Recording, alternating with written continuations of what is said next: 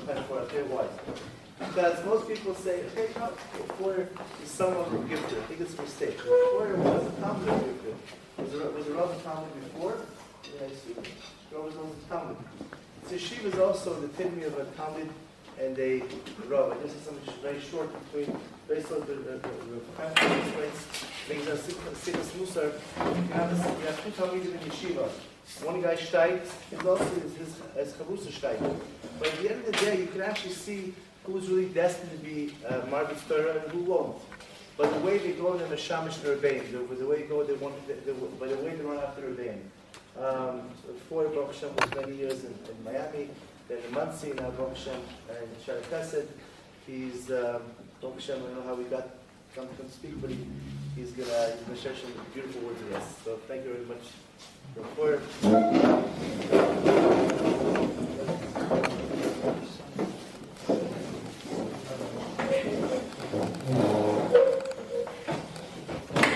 Mazel Tov told him assignment, and thank you all for welcoming me so warmly, and thank Rabbi Amar, the Yeshivas, for giving me the schus. The Gemara says, you just ended, you all said together the words of Abaya. Abaya is the second most mentioned name in Shas. You know what the first most mentioned name in Shas is? Rava. Rava is mentioned over 4,000 times. Abaya is about 2,500 times. But Abaya is quite a bit. Rabbi Yochanan is also Rabbi Yochanan is mentioned quite a few times, but Abaya, Rava, their names are mentioned more than anybody else. So the Gemara says in Shabbos that Abaya would never miss a siyum. It was a very big thing to be part of a siyum. Whenever he heard about a siyum, he would make the siyum for his talmidim. It's a very big thing to make a siyum. I don't know if you've heard that the forces of evil, they're called Samael.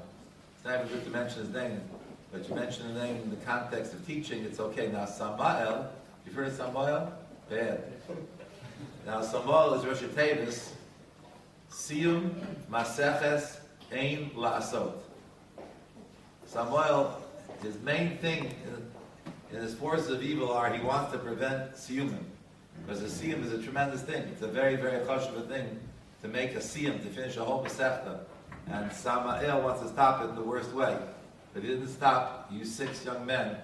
So you're very fortunate.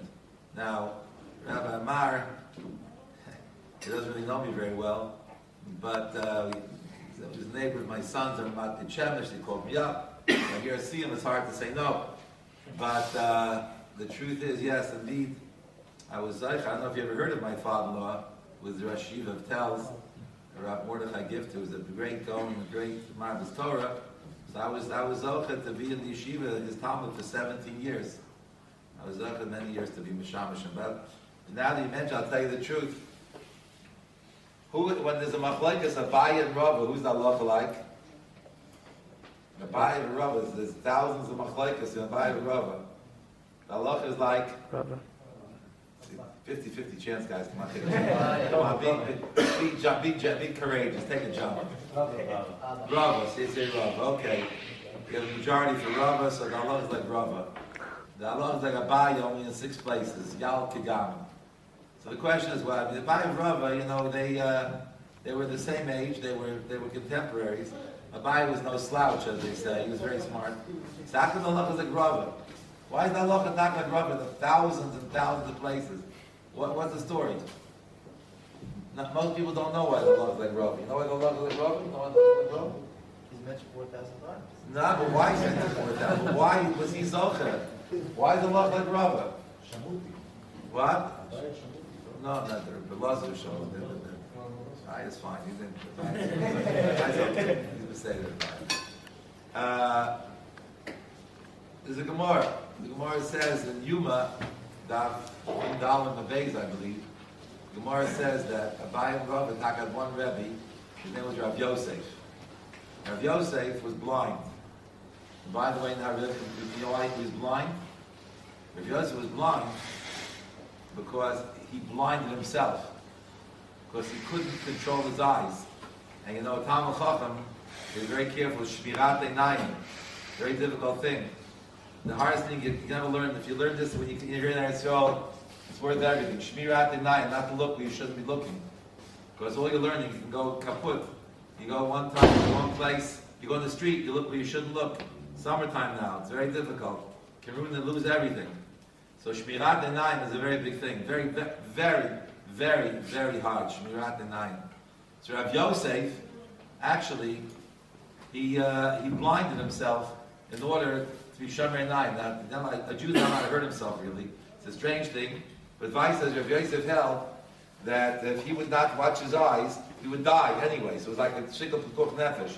He felt if he can't control his eyes, his life is worthless. And Rav Yosef actually made himself blind.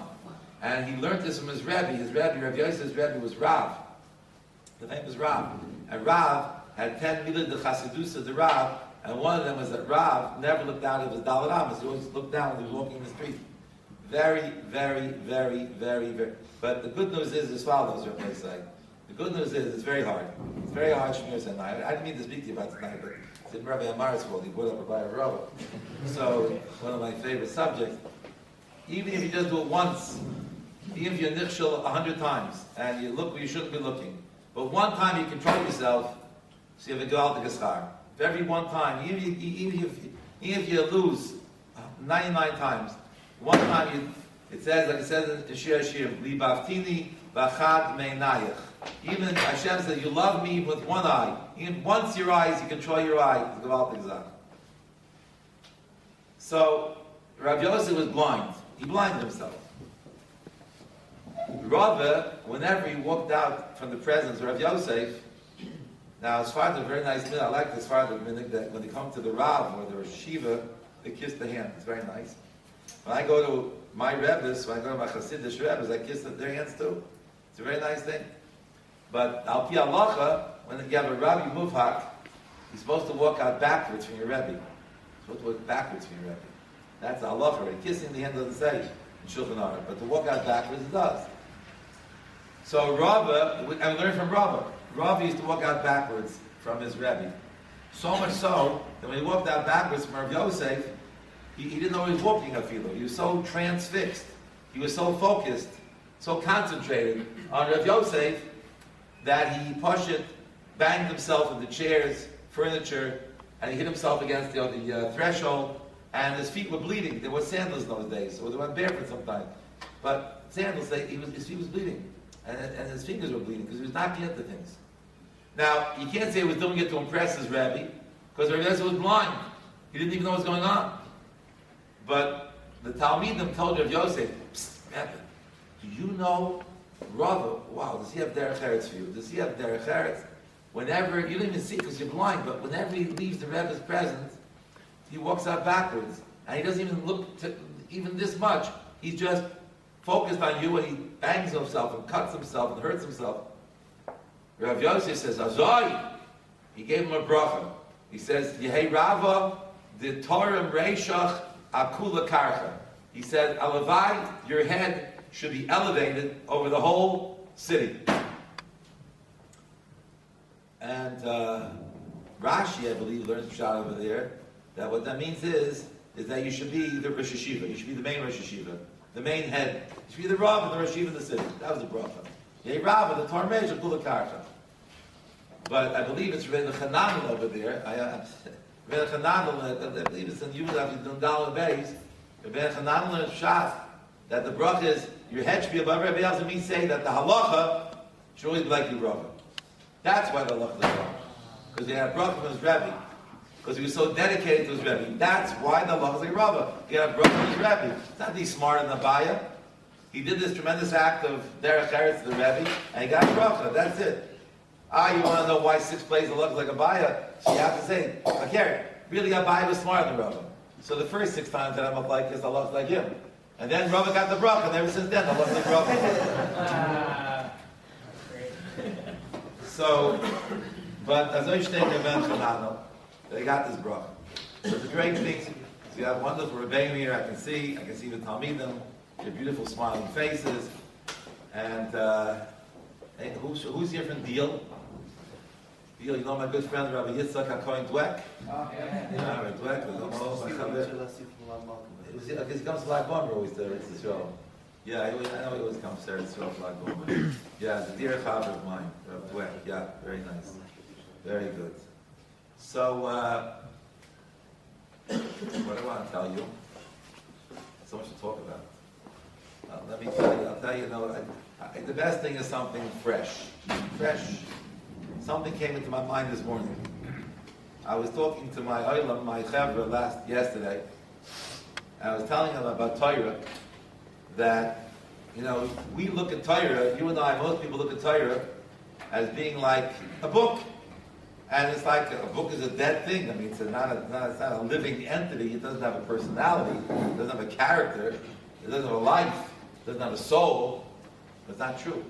The Torah is alive. The Torah is more alive than you and me. The Torah has a personality. And the Torah, the Ruach Chaim, or Chaim Elazar says that more than we want to learn Torah, the Torah wants to be learned. The Torah wants to be studied. And if you don't study Torah, the Torah gets offended. So now imagine that the Mitzvah Shem won't be so long from now. You're Sfardim, it's over to do it already. It's be married already. If you lived in Panama or Mexico City, you'd be married for sure. Because they get married very young. So,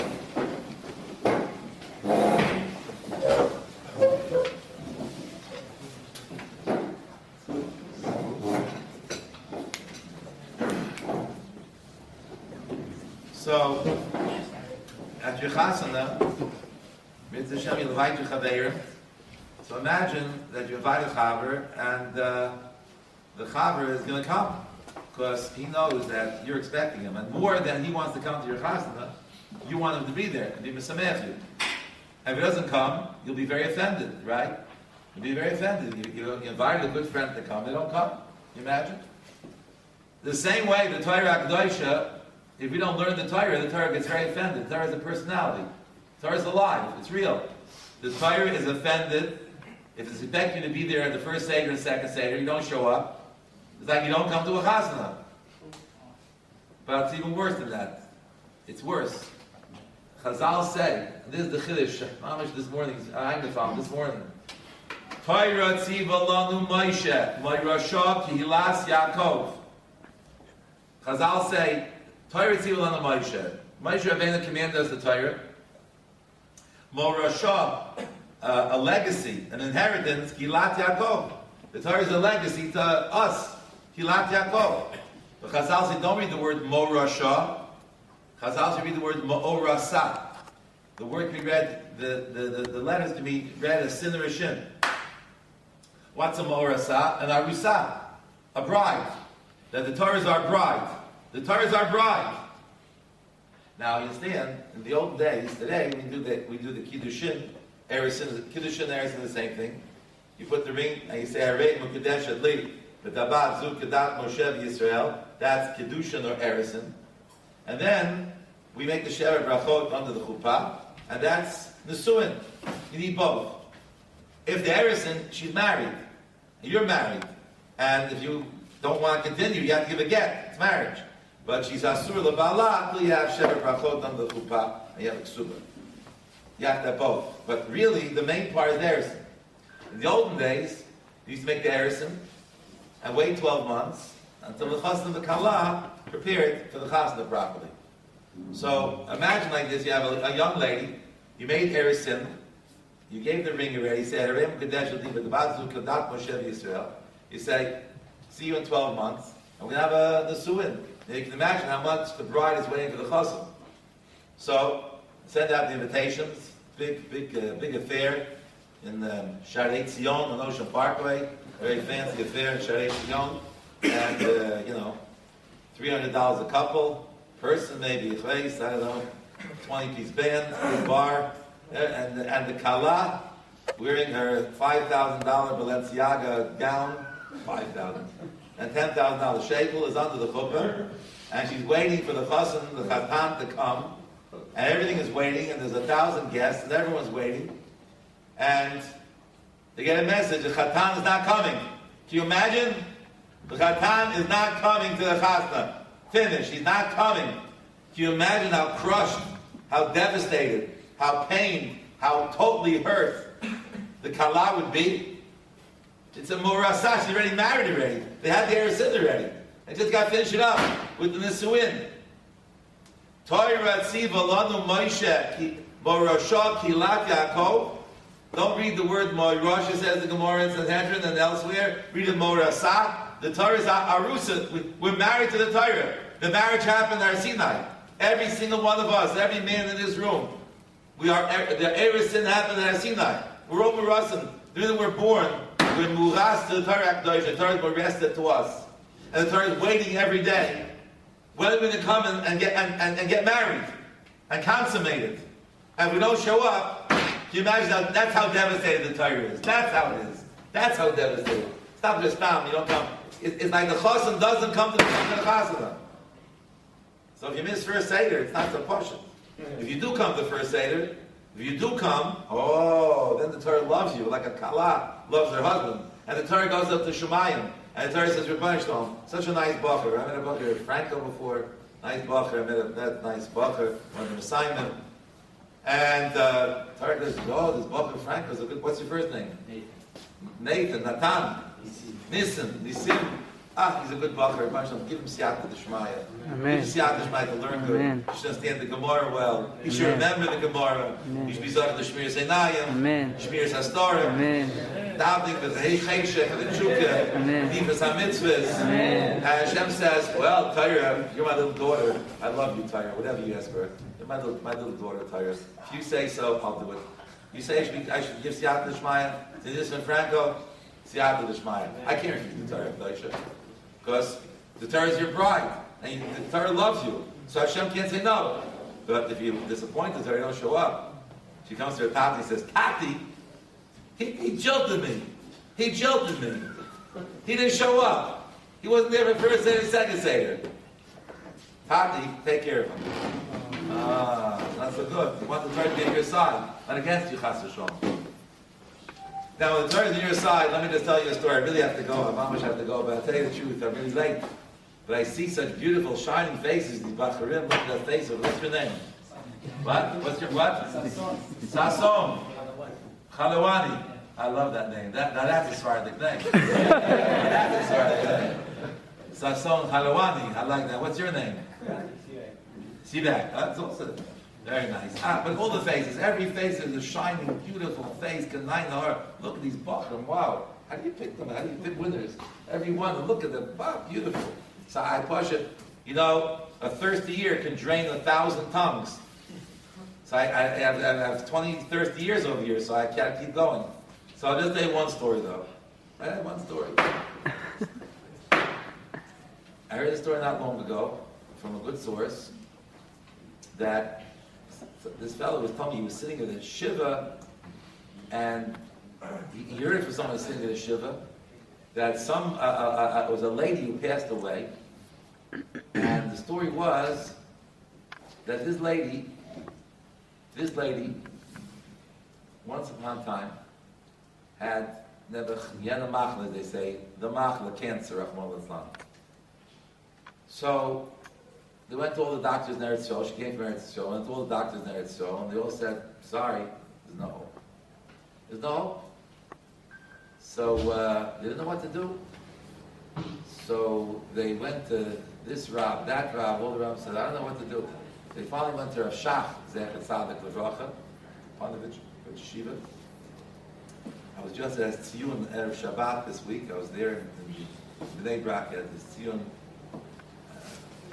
And Rav Shach, who I was able to spend a lot of time with, so Rav Shach said to her that I think you should go to America. And there's doctors in America. He even told her a name, I think. This doctor, you go to America. In America, then how to operate on this. Go to America, and it'll be good. Go to America. So Rav Shach says go to America. They go to America. Come to America, and they go to this and this doctor, and there's an operation scheduled. And it's a very difficult operation, a long operation, it's spread. And suddenly, in the middle of the operation, all of the different monitors just go flat and blank and dead. So she's on a heart monitor, flat. She goes, it's blood pressure monitor, flat. Respirator, the lungs, flat.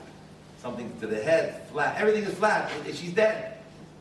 And the doctor never saw it. He goes, just like that, everything goes flat. You have to go slowly. Every single sign, every single thing goes flat, just like that. And they didn't know what to do. And they were standing around. What happened? In the middle of an operation, so like flat. And this goes on for 30 seconds. They're shocked. 60 seconds. 90 seconds. And after about a minute and a half, into 90 seconds, suddenly, the heart machine comes back pumping on, and the lung machine comes back on, and the blood pressure machine goes back on, and the brain machine comes back on, and everything is back. Beeping, and it's up and down. And they, what? It just came back. She was dead. And now it's all back. And they continue the operation. Long operation, difficult operation. Fine. The operation is over. They're with her into the recovery room. And she's recovering. And her husband comes to her to let him in. And she to speak to her husband. She says, "Did the doctors speak to you about the operation?" He said, yeah. Did they say anything strange about the operation? They said, yes, there's something very strange about the operation. Never something so strange in the world. In the middle of the operation, everything went flat. And you were clinically, medically dead. No heartbeat, no pulse, no breathing, no brain, no nothing, no blood. Everything went flat. They never saw such a thing, just like that. And then they were like in shock, and they what to do, and suddenly, it's in 90 seconds, boom, everything came back again. Yeah. I'll explain you what happened. You know what happened? Yeah, I know what happened. Yeah, in the middle of operation, the Malach HaMavis came, and the Malach HaMavis said, "Come with me. It's over. You're dead." And my neshama was floating up to Shemayim with the Malach HaMavet. But I said to Malach HaMavet, "No, you can't take me. You can't take me." He said, "Why can I can take you? Your time is up." I said, No. I have a husband who sits and learns Torah. And he's a big Talmud Chacham, and he learns, and his chus, you can't take me. Malach says, "I can't take you. I'm taking you. Your husband Taka learns a lot. He's very, very good, but it's not enough to save your life. Your life is over. Sorry." But I screamed to the Malach HaMavet and said, No.